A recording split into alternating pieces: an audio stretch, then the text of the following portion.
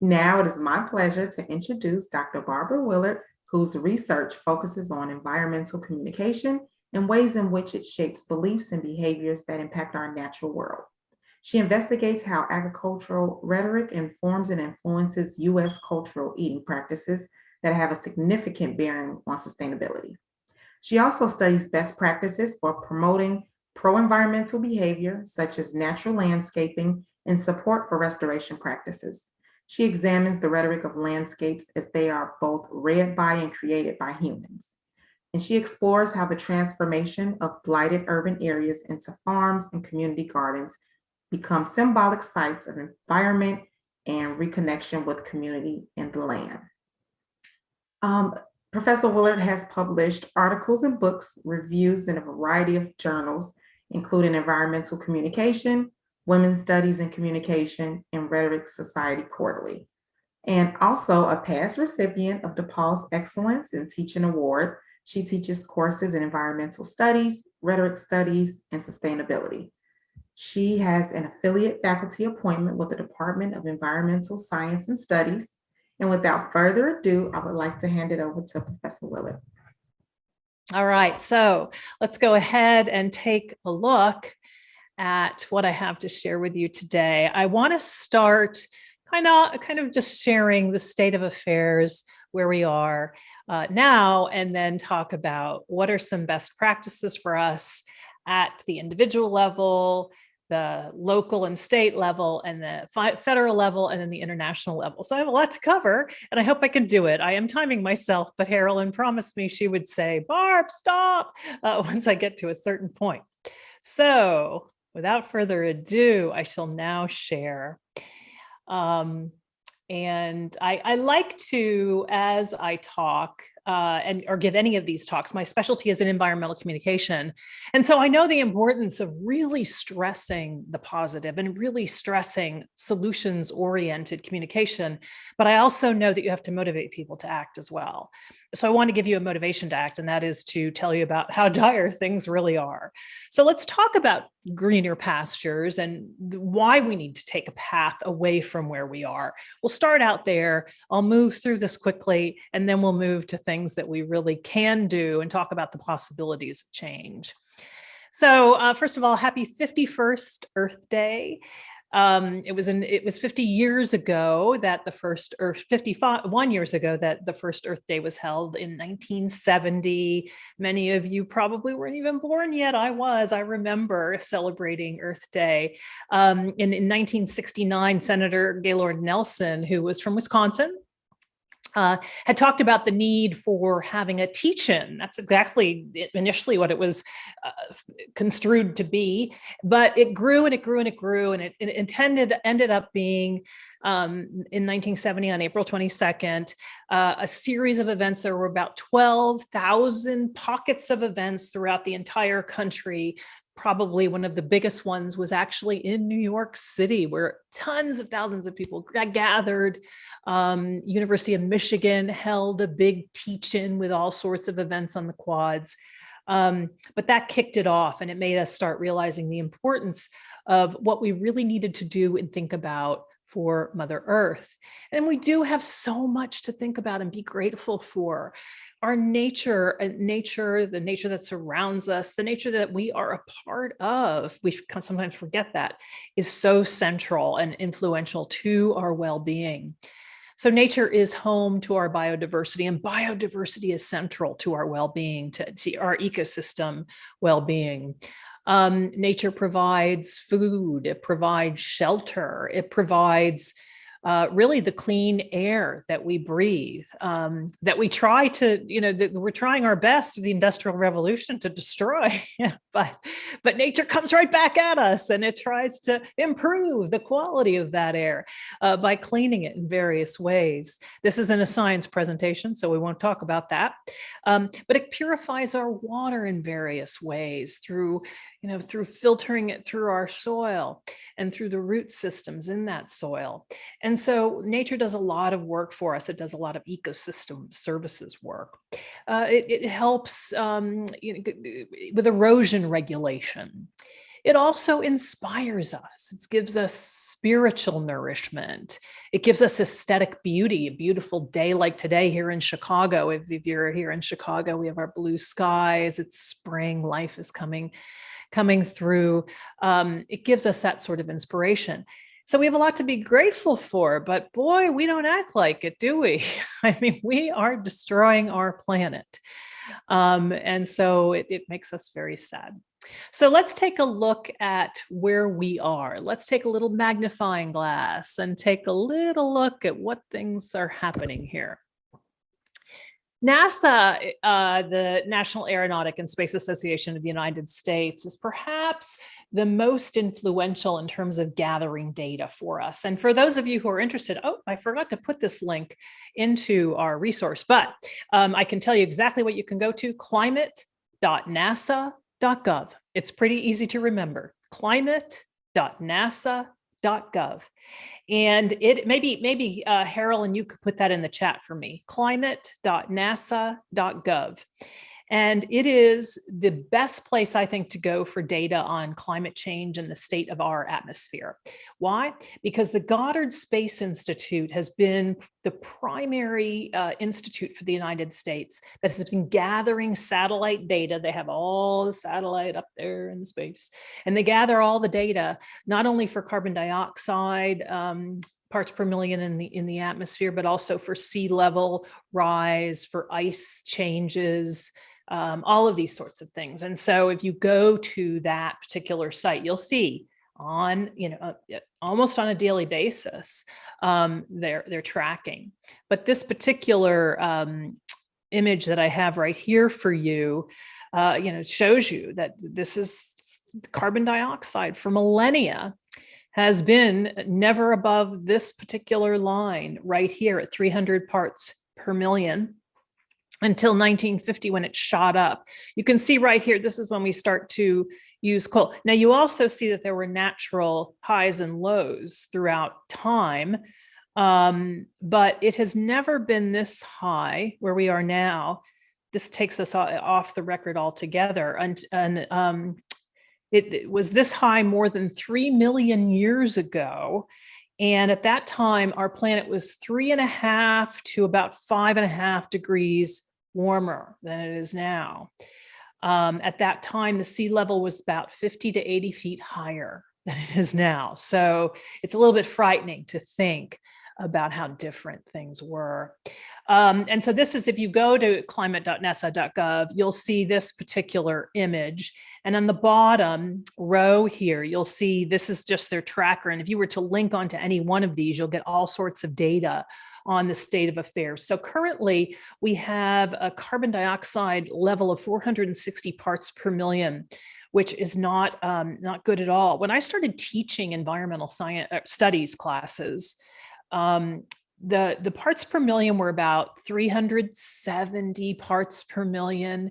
And I have watched it go up and up and up and go past 400 parts per million.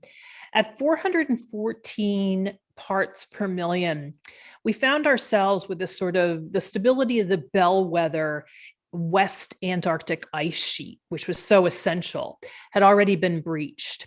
What's essential about the West Antarctic ice sheet? Well, it's a bellwether for sea level rise. So we have already breached the melting of the West Antarctic ice sheet at 414 parts per million, where, as you see, we're at 416. And so consequently, the sea level will rise due to the melting of the West Antarctic ice sheet. It is irreversible. We've already passed that threshold.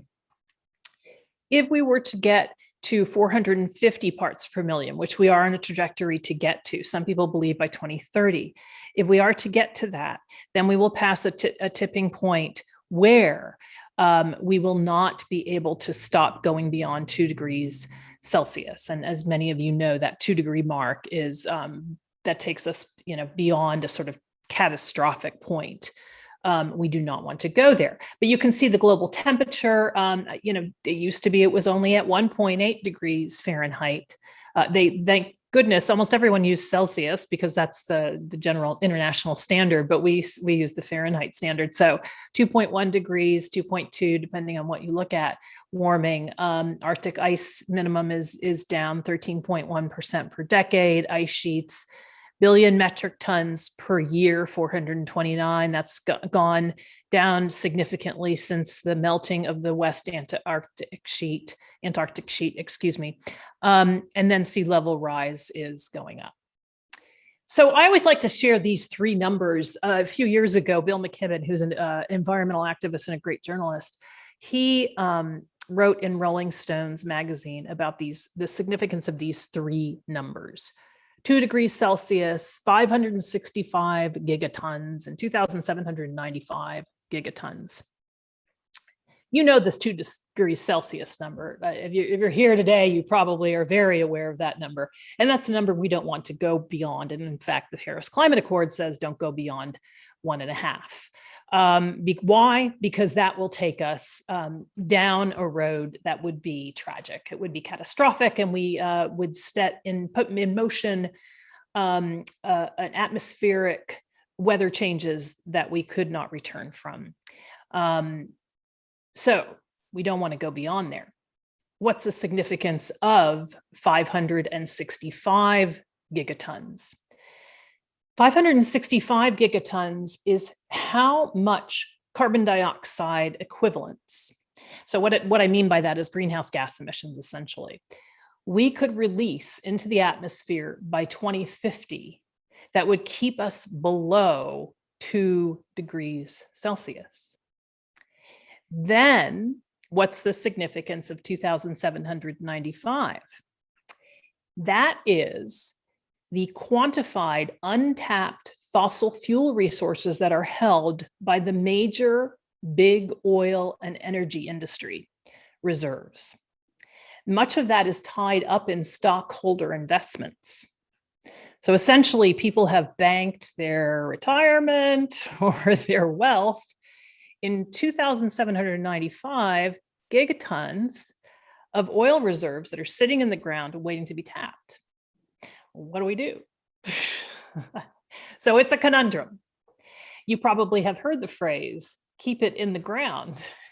We cannot tap 2,795 gigatons of oil reserves if we are to keep it below 2 degrees. So this is a big concern. But climate change isn't the only problem. Many believe that a bigger problem is basically the state of biodiversity, the state of life on our planet. Every year, or I should say every few years, the London Zoological Conservation Society, I forget the full name of it, but they do what's called the Living Planet Index. They do a very thorough counting of life, all sorts of life forms on this planet. And the last report came out in 2020, and they found some of these statistics. The tropical subregions Living Planet Index, and by that they mean how much biodiversity in terms of mammalian life, reptilian life, the life of plant life, all sorts of life, is healthy, is viable, is living. It was down between 1970 and 2020 by 94%. This is a region that is severely threatened. You might be wondering, what is that? That is Latin America and the Caribbean. The primary problem with that particular area is conversion of grasslands, the conversion of savannas, the conversion of forests, and the conversion of wetlands, primarily due to a whole host of reasons, but most of it's to create agricultural land, especially grazing for animal livestock. So that's a very big problem. We also have had, and this is very disturbing, our mammalian life is way down, birds, amphibians as well, reptiles and fish. Living Planet Index is down 68% between 1970 and 2020. So we are losing, here's a beautiful picture, by the way, this is from the World Wildlife Foundation, of the albatross and its little chick on a nest in the Falkland Islands. but we are losing such beautiful life on this planet. Now, since the Industrial Revolution, the late 19th century, we have altered 75% of Earth's ice-free land, and greater than, a little bit more than 85% of Earth's wetland has been lost altogether, filled in, built upon. And wetlands are essential to, especially to stop flooding. And we've learned this the hard way, especially more recently on, like, for example, the Gulf Coast area, Houston, flooding, that type of thing. And so many biologists believe now that we are what's called the sixth extinction. Many have heard about that. In fact, Elizabeth Colbert, a New York Times author, a writer for the New Yorker, wrote a Pulitzer Prize winning nonfiction book called The Sixth Extinction. We now risk losing up to 50% of all land-based species in this country. And if we are indeed in the sixth extinction, it would be the first extinction since the last fifth extinction, which was 65 million years ago. Yes, that was when we lost the dinosaurs. So it really is a frightening kind of number. This is, by the way, the endangered golden poison frog. And Elizabeth Colbert writes about this in her book, The Sixth Extinction. So the bottom line here is that we're consuming, this is from the World Wildlife Foundation, we are consuming the resources that underpin these ecosystems. We cannot lose these ecosystems because many of them kind of hold things together. It's an ecosystem that is systemic in nature. And so we're consuming them faster than they can be replenished. And this sort of reckless consumption that we engage in to uphold our current lifestyles for most of us is depleting the world's natural capital to a point where we are endangering our future prosperity. Now let's talk about some of the major threats to biodiversity. What is it that we're doing that's causing these threats? Well, first of all, habitat loss. And habitat loss, one of the major reasons is for creating more agricultural land. Here I have a picture of a palm oil plantation in Malaysia. And palm oil plantations are causing one of the greatest causes of rainforest loss. People are, just plowing down rainforests and putting up these palm oil plantations. And palm oil is in almost everything. It's amazing. If you look it up, palm oil is in soaps and lotions and shampoos, and it's also in margarines and processed foods and crackers and, you name it, palm oil's in it. It is ubiquitous in our lives at this point. Another reason is for overexploitation of wild species. And there's direct overexploitation, and there's indirect. So direct overexploitation would be hunting. So just hunting down wild species for various reasons, poaching, especially in sort of the wilds of various African nations and in India, where we have a number of endangered species. But then you have indirect as well, where there's sort of these species are killed indirectly, such as you have the sort of bycatch in fisheries. So when you're doing that big netting kind of fishing, you just happen to pick up a whole host of marine life when you don't even mean to, and they die off. We also have loss of threats of biodiversity through agriculture and industrial practices. So pollution from heavy practices starts to alter the ecosystems in which a number of life forms live, and they cannot thrive. And of course, climate change. You have to migrate when your planet changes, and when we don't have to migrate necessarily, although there are climate refugees on our planet. We've heard plenty about that. But for most of us, we can remain within our climate. Our air conditioning, our heat can help us, but a number of species cannot.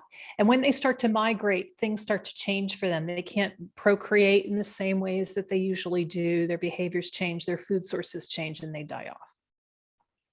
And then finally, invasive species are a huge problem where they start to outcompete the natural species. So these are some of the reasons why, and I think I'm going to just skip over this because I see I'm talking quite a bit. but overconsumption is a big problem for us. So enough of this darkness, as we even sentients say, and as you alumni know, we always say, what must be done? So the first step on our path towards sustainability is this: have stubborn optimism. You might be saying, why? What are you thinking about stubborn optimism? Well, there's a lot of people that, just say there's nothing that can be done. We can only, this is so horrible. The only people that can save us are, our politicians and corporations, and they're all corrupt, and forget it. And so I say no. And I also, that term is not my own. Stubborn optimism is a term created by Christiana Figueres. And some of you might know who she is, and some of you might not know who she is. But she was the woman who led the COP15 talks, and not COP, the Paris talks that led the UN group to the Paris Climate Accord agreement, where 195 nations came to agreement on what to do about climate change. It was an unprecedented agreement. And the only way she did it was she did it through stubborn optimism. She wrote a great book, The Future We Choose, where she writes about this. So I don't have this in my list of sources. So if you want to write this down, I encourage you to check it out. But she also has a wonderful website called Global Optimism. And she has a podcast, and that is called Outrage Plus Optimism. So she's a true believer in the power of optimism, stubborn optimism, perseverant optimism. Excuse me, I just hit my microphone. See, you can get angry about it. To continue to work, so that you do not stop, but you have to use creative energy and bring people together and find common ground to be able to make it work. And it begins with you, but it doesn't stop with you. So what can you do? The first thing I encourage you to do, and I've given you a link for this in the chat or in the docs, the Google Doc, is to compute your own ecological footprint. Many of you might have done this. This particular one is a very good source. So I encourage you to do that, figure out where you stand, why you stand there, how much land you're using. And then they also tell you how you can reduce your ecological footprint. I encourage you to go to this particular calculator because it has been well funded. They have sought funding. They ask people also to donate. And so consequently, the results of this are particularly accurate, as opposed to a lot of calculators that are out there that aren't quite as accurate. So what should you do? Well, first of all, I think you should go out and get an electric car. Here's a Tesla, goes for about $80,000. So I think, you should prioritize your funding, and you should get this. Then along with your Tesla, I encourage you to get a Tesla solar roof. Now, these are a Tesla solar roof tiles. And for an average roof of about 2,000 square feet, you'll pay $42,000. So come up with financing and that'll work. And then here you see a cargo bike. And this cargo bike is, pretty high end. It has a dual electric function as well. It goes for about $6,000. So I think that's a pretty good start for sustainability. Is anybody saying, what the heck's going on? You're gonna be kidding me. I'm joking.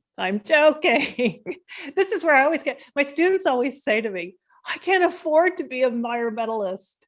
You don't need to afford to be an environmentalist. The best environmentalists in the world, the people with the lowest ecological footprints, are the poorest people. You do not, that's the biggest myth, is that you need to be this wealthy person to be an environmentalist. You do not. So let's get rid of that myth right now. Sustainability is not about those things that I just mentioned. Not at all. It helps, yes. I mean, that could be a good thing, but let's talk about what helps. I'm going to show you this particular graph right here.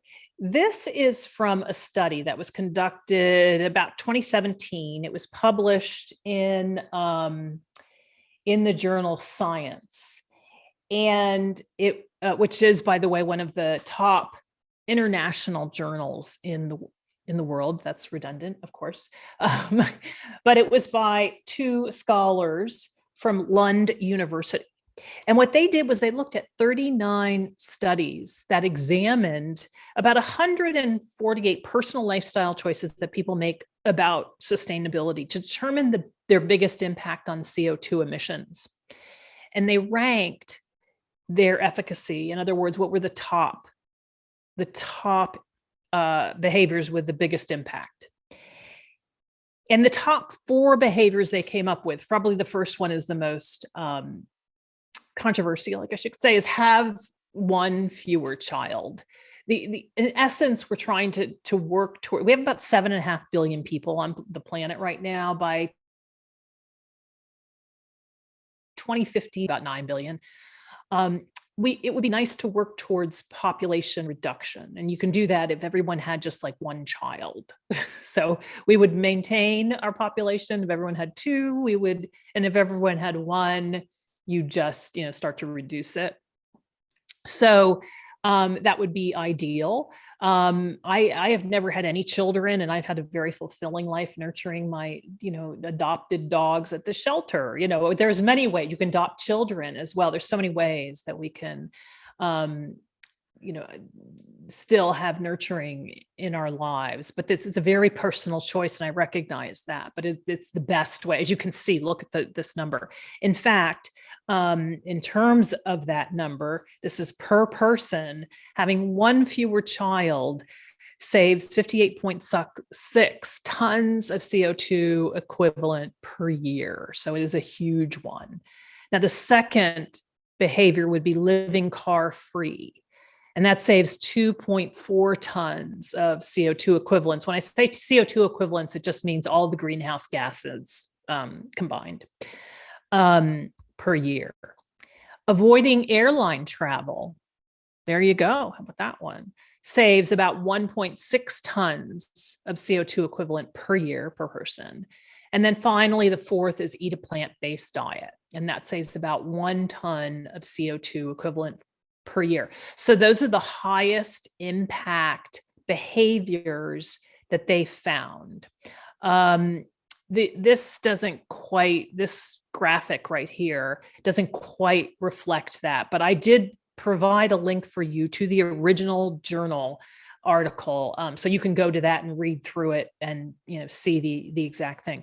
But these are more impactful, I'm going to read to you, than the following behaviors: home heating, cooling efficiency, installing solar panels, using public transportation and biking, walking, buying energy efficient products, reducing food waste, eating less meat, if that's all you do, as opposed to, reducing dairy and other animal products, reducing consumption, eating local, all of these different things. So if you sometimes feel overwhelmed by all of this and you feel like, wow, if I could just focus on just a few things, these have the most impact. Or maybe, can I add things up that are simple to do? Yes, you can do that as well. But there are some big impactful things. So I always like to tell people, remember the little inchworm toy you could inch around in? If it all seems overwhelming, then start small, because inch by inch, life's a cinch, yard by yard, life's hard. So, some people are very sort of, radical, and they want major change right away. And sometimes that can set you up for failure. And we need people to be able to engage in change at their pace. We need our countries and our corporations to change pretty quickly, but individuals can start on this path slowly, step by step. So here's another thing that you can do. I'm going to try and move I hope you can see that. Okay, I'll put this down here. Another thing you can do on this path. So support the Break Free from Plastic Act. Plastic is a huge problem. And I think, it's amazing how I have watched over the years people become highly aware of what plastic is doing in our lives. Really from that one picture of the plastic straw coming out of a sea turtle's nose, and then everyone became very worried about the plastic straw in the sea turtle's nose. And then they realized, wow, it's not just about plastic straws, but it's about plastic everything. There was actually a terrific article that was published in 2020 in Rolling Stone magazine, and I gave you a link to that in the chat. And that talks about how basically, much like climate change was covered up, it talks about how big oil and the soda industry covered up the plastic problem and the growing plastic crisis long before they saw it coming. They covered it up. And even now, the plastic industry is really under attack. Go to the link I shared with you, the Break Free from Plastic Act, where they start to uncover, we don't recycle, and recycling plastic is a highly toxic practice on top of it. And it isn't even efficacious. Many times you can only recycle plastic so many times. So there's a sort of, feeling that we can just use all this plastic and recycle it away, and then it'll, be reuse it again. No, you can't. But the plastic industry has upheld this myth. And so people are starting to expose this. And now I'm starting to see greenwashing from the plastic industry itself telling us, oh no, recycle, recycle. You might have seen their ads yourself. So we need to be aware of what is happening there. Now, it's not just pollution, but greenhouse gas emissions from plastic production are basically the same as 295 coal-fired power plants by the year 2030 if we continue with our plastic consumption. Why is that the case? Because plastic is made out of it. It's a petrochemical product, so you need oil. You need fossil fuel to create plastic. And recycling is very low in this country for a whole host of reasons, but about 9% of plastic is recycled. If you go to the EPA website, the Environmental Protection Agency, they'll tell you it's about 8.7%. This image right here is from National Geographic, an article that was published in July 2019. And it's showing you plastic bottles being recycled in Bangladesh. We do offshore or ship out most of our plastic to be recycled. And you can see where most of the plastic waste is generated, United States and China. But then we ship a lot of that away to Bangladesh, which is right here in China, and it's mismanaged in China. So that's a problem. In other words, it isn't recycled properly. It goes in the ocean. So dump the plastic. And I showed you one of my favorite tricks, and I encourage you to do this. If you haven't tried out the zero waste water pitcher, go out and get yourself the zero waste water pitcher today and play my favorite game. So the zero waste water pitcher has a water tester, and you can test the particulates in the water. And I've been using zero water filter forever. The city of Chicago will actually, if you get your water tested for lead, they'll actually give you one for free with a whole host of filters as well. But get one. It's like about the cost of a Brita. You can get it at Target, get it online, and start testing. And you can test your tap water, and you'll probably get, like here, about 200 parts per million of particulates. And then test it with Aquafina water, and you'll probably see there's about 100 parts per million of particulates. And you're thinking, what? I'm thinking I'm supposed to be drinking clear water. Test your Evian water, naive water. Test your Fiji with it. Test your Brita filter, and then test zero water. And guess what you'll get? Zero. In other words, when you get your initial zero water and you start using the filter, for about 3 to 4 months of filtering that water, you're going to have zero particulates, including lead. That's why the city of Chicago gives it out, because they know they're in trouble with their lead pipes. Whoops. So I really encourage you to get this because it can really help you. So how does this help you? You get rid of these darn plastic bottles that cost you so much money, create waste, and do not get lead out of the water that you're drinking. They do not get the particulates out that you want. You can make your own kitchen cleaners and put them in bell jars. There's no reason for us to be buying even cleaners. There's plenty of things that you can do. You can find these things online. You can make your own beauty products. Have fun with that. You don't need solar energy. You can switch to a renewable energy supplier. Most of you probably get your electricity from ComEd, and I give you a link to this. I have been using Clean Choice Energy for years. Now, before you start getting worried, you're worried about the people that come to call you and come to your house, knock on your door and try and make you switch to an energy supplier, and you're making them go away. You slam their door and no, this is a legitimate thing. In fact, you'll find Clean Choice Energy on ComEd's website as a legitimate energy supplier. And what happens is, like, for example, what I pay is, you pay about 7.5 cents currently through ComEd per kilowatt hour. I pay, because I take 99% wind and 1% solar, that's drawn primarily around this area, about 9.5 cents per kilowatt hour. It ends up costing me about $5 more a month. What does that do? Does it deliver it directly to my house? No, because that would create, we don't have that sort of grid capability. But what it does is, however much energy I use, it buys that much wind and solar power and puts it into the grid. So essentially, that's what I am doing with that money. So that's what you can do. If you can't afford solar, if you can't afford wind on your roof, which most of us can't, this is what you can do for about $5 more a month. It's the easiest thing. I've been doing it for years, over a decade. There's nothing to worry about. And no, I have no relationship with Clean Choice Energy. Just check it out on your own. Okay.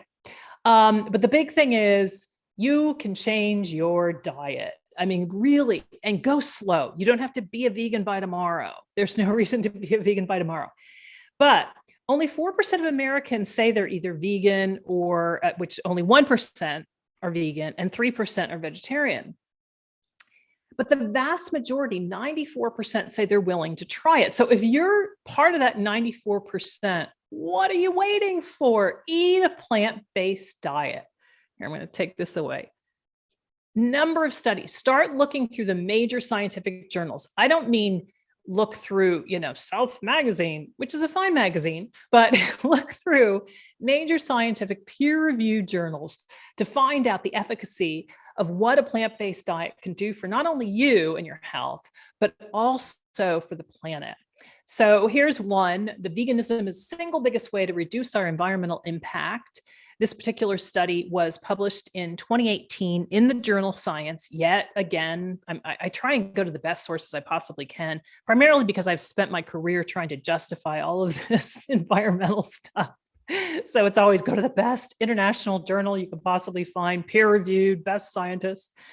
Okay, so anyway, they studied 40,000 farms around the world in 119 countries to look at meat and dairy production, and then vegetable production, grain production, to look at the impact, the CO2 impact of all these different types of agricultural products. And what they found is that you could reduce an individual's carbon footprint from food up to 73%. So you individually could reduce your carbon footprint up to 73% if everyone stopped eating these foods. And so it could be a huge improvement. And the IPCC, the Intergovernmental Panel on Climate Change, has been talking about this forever. So probably since about the first big study that came out in 2007, they've been talking about this. So it has been for over a decade that they've been pushing this. And so I'm taking a look at the time, and I'm going to hurry up a little bit. have been writing about this for so long that I could do a whole other presentation on it. But, and in fact, the first thing you do in the ecological footprint is they ask you this: how often do you eat animal-based products? So it shows you the importance of it. And this is not a bad diet. Look at, these are vegan burgers. Yum. I give you links to a couple of things. I give you links to a major international diet called the Planetary Health Diet for both health of individuals and health of the planet, that was put together by a team of international scientists, nutritionists, and climate change scientists to come up with the best diet for humans and the planet.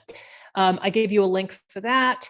I also give you a link for how to slowly change your diet. Slow and steady wins the race. So if you're the type that's like, look, I am not ready to do this yet, then there's a link in the chat that will, in the Google Doc, it's actually published in Fortune magazine of all places. So check that out.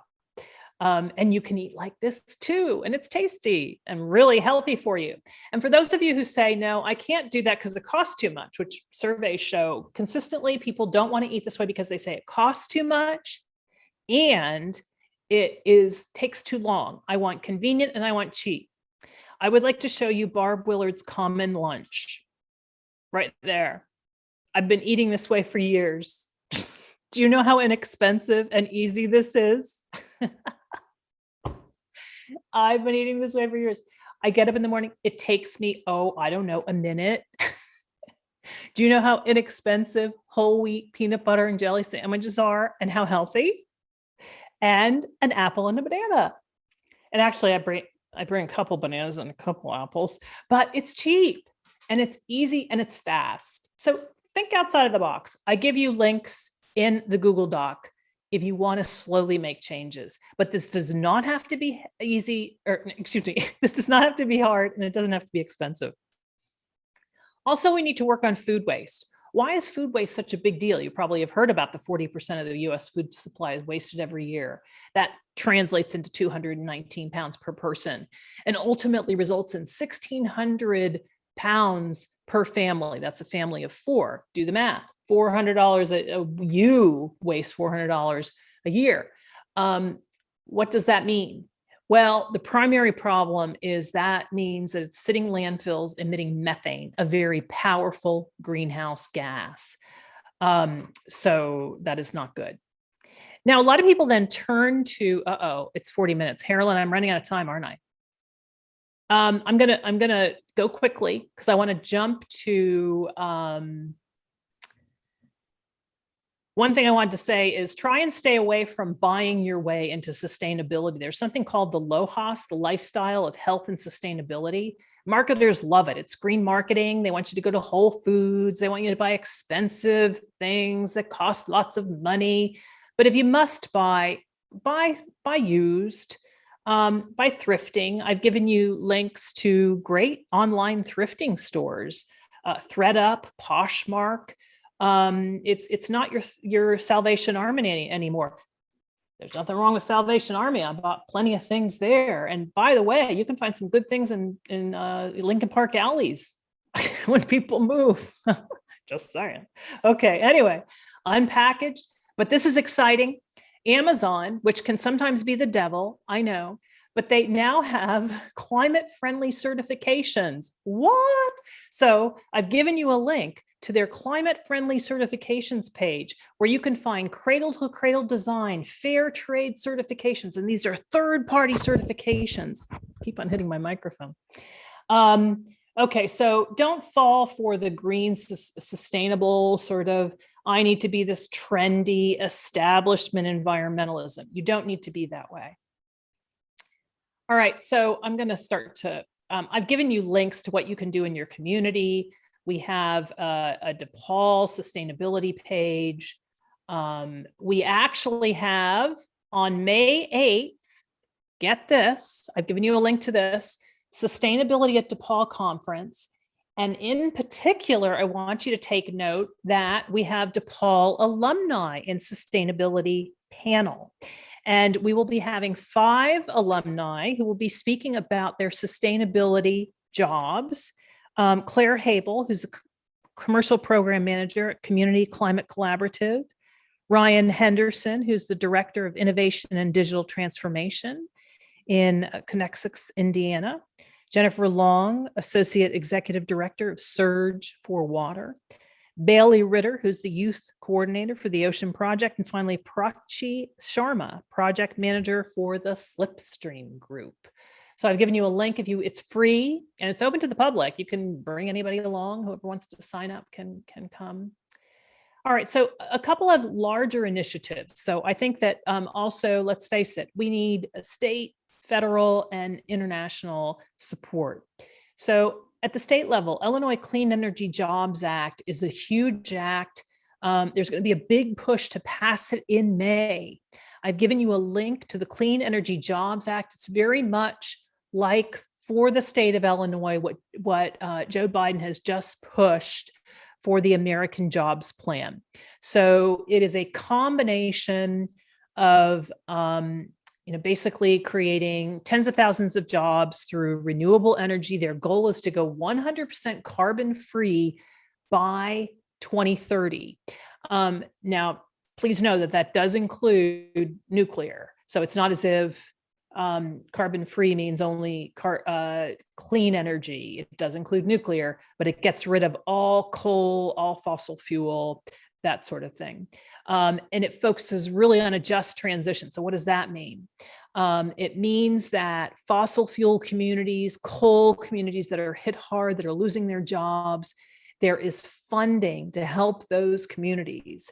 When they lose their tax base, there's funding to help them go through the transition from a fossil fuel community to a clean energy community. And that's so important. We have to remember that there is a whole bunch of people losing jobs in the fossil fuel industry and the coal industry. These are not the big wigs that own these companies. These are hardworking people, and we need to retrain them. We need to find funding for their communities. And that's what that just transition is about. And we want to make clean energy accessible to low income communities. It provides funding for that as well. So that's at the Illinois level. And now, of course, we have the American Jobs Plan. I've given you a link to the League of Conservation Voters, has a big educational initiative where we're building jobs. So we're getting people back to work.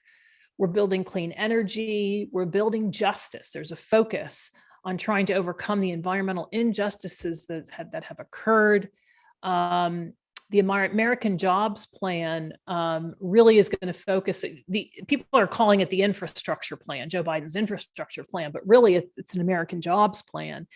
And it will be a game changer for the electrical vehicle market, because it will put the gears of industry, if you excuse the pun, into play, so that really the big automakers are going to change from combustion and an engine to electric vehicle engines. And then it will never, you don't go back once you start to change that sort of manufacturing. So this is huge. It's exciting. It provides $100 billion in funding for 100% carbon-free electricity by 2035, which we must meet for the Paris Climate Accord. $10 billion in funding to create a civilian climate corps, which probably sounds familiar because under Roosevelt's Great New Deal, they had the Civilian Conservation Corps. It was the same thing. People got jobs who hadn't had jobs, who had been laid off, and that's what they had. So this is called the Civilian Climate Corps, to do a similar sort of thing to advance conservation and resiliency in the face of climate change. Federal funding towards buying power directed towards clean energy manufacturing. So this is also exciting. All of this creates jobs. It's sort of like a new industrial revolution, except it's a climate change revolution, if you will. We're putting people to work, creating a whole new industry base. Technology and research and development is essential for this to happen, for this big climate change to happen. Some of the exciting things, $55 billion in climate change focused research. And of that, they're going to put a new climate change research center on a historically Black college and university, $25 billion. So that's exciting because they're really targeting these sort of forgotten communities and underserved communities.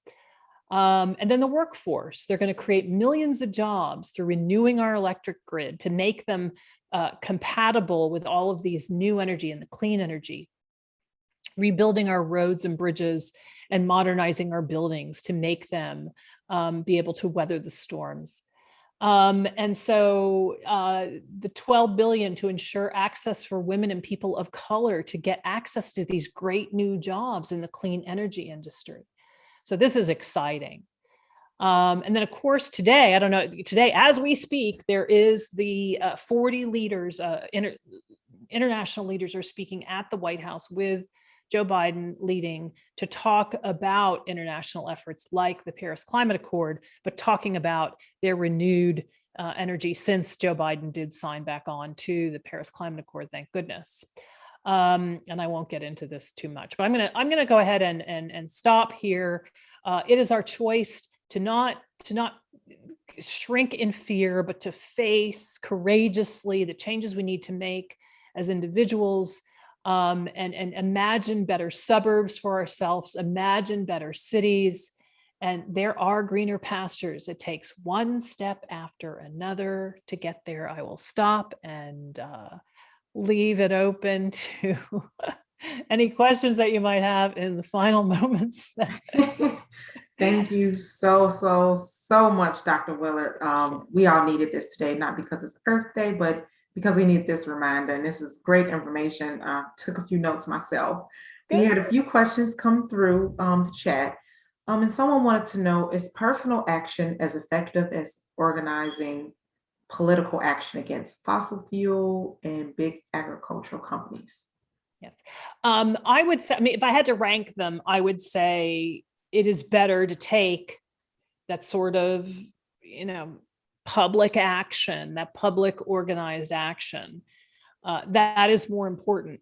But if you talk to anyone who has immersed themselves in the change that needs to occur, the transition, they will say, we can't afford either or. It's almost like a false dichotomy. We need it all. We need personal change and we need the sort of public activism. One thing that I do is I provide a link in those Google Docs to groups like Climate Reality, the Chicago chapter, which is a really active climate reality group that you can get involved with. And they do a lot. Well, actually, they do everything on Zoom now. And so they're having on Monday, and you could probably still sign up for this. It's all online. For the Clean Energy Jobs Act, they're having a lobby day where you can meet with your elected representatives and talk about why you support Clean Energy Jobs Act, which they're going to start voting on in early May. So if you could just do this already, it's super easy to do. That's one thing I think is good about, we can find silver linings in our turn on Zoom, is that people started to realize they could do a lot of activism online. And I think it's important, and not being more active than just liking something on Facebook. You have to do more than that. you have to meet with your elected representatives. And that's very important, to have meetings like what we're doing right here with your elected representatives. Make an appointment, talk to him or her, and say why it is that you support a particular act. And so I really encourage people, if you're energized and jazzed right now about climate change action, look into the Clean Energy Jobs Act, and then see if you can support it. Yeah. Okay. Someone wanted to know, how do we convince others of these concerns to make changes in their lives and organizations? I would say one of the most important things is to, and I hope I did this for you all too, is to not overwhelm people. I think so. What happens so often is that you can get angry and feel like the change needed to happen 20 years ago. And so consequently you get at people and it's like, you need to change now, and you need to be a vegan, and you need to get rid of that car, and you need to do this. And all you do is you're either, you have a couple of consequences. You have a boomerang effect where people are just not going to listen to you, or they're going to mock you. Or you have people have this sort of fatalistic response, feeling like, well, if things are that bad, then there's nothing I can do. I'll do nothing. I mean, it's inevitable. What's going to happen is inevitable. And so there's this sort of fear and paralysis, and no change is going to happen. But I like to tell people to, sort of invite people to make slow changes. And I know there's a sense of urgency. You're like, oh, we don't have time for slow changes, but you have to start somewhere. You've got to start somewhere. And I often tell my students, it's sort of like, what's the gateway action that you want to take? They talked about gateway drugs. Well, I don't know. You guys probably don't even remember that. Back in the day, during the Reagan years of just say no, they talked about gateway drugs. Marijuana was a gateway drug.